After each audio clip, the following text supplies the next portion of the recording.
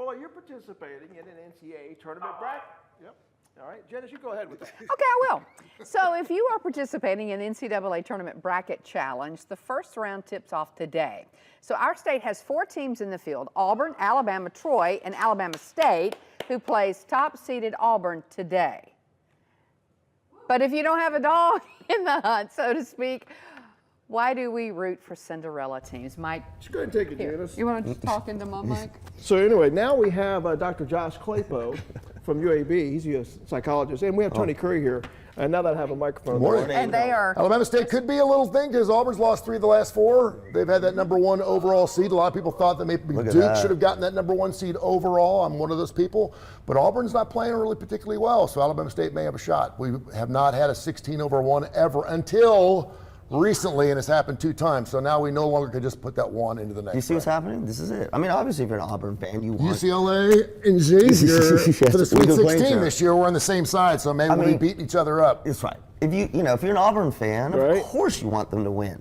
But if you're sort of, let's just say you're a Alabama fan, or neutral. Neutral. You don't care. No, you don't care, right? But the Alabama State story, right? The win, the buzzer beater. It is this thing that pulls us in. And the thing that I think is so interesting about March Madness is so many people who really don't care that much at all about basketball. It's the backstory. Right? It's Absolutely. It's who is this school? I've never heard of this school. Yeah. Where are they from? And all this stuff. And we get pulled in because we want.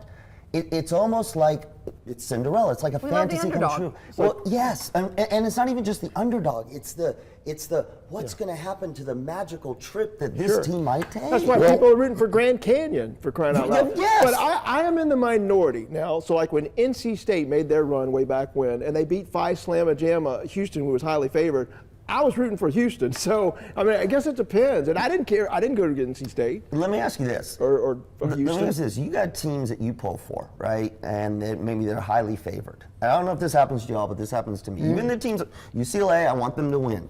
But they're playing a team. It's kind of a nobody team, and you don't know much about it. There is this part of me, of course I want my team to win, that is enamored with the backstory.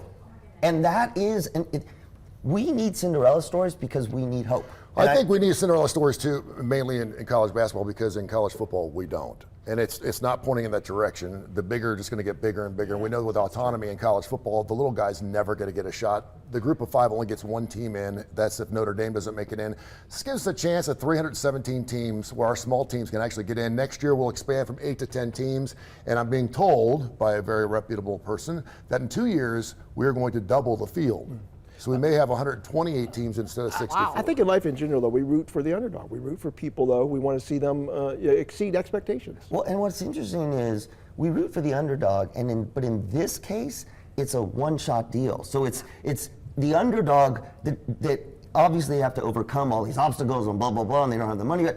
It's right in the moment we're watching it. And every time we watch it, it's right in the moment. It's not best out of 5, best out of 7. It's in that. Because if you saw the end of the Alabama State game, that was pretty miraculous. The other thing that's really cool about this is it's the only major sport where you control your destiny from the start of the season all the way to the end.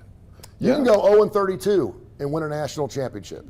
And this weekend, everyone's starting 0-0. You control your own destiny, and that can't be said for any other sport, which is amazing. Bryant could win a national title. I don't know. I love it. Yeah. Thanks, gentlemen. Go Muskies!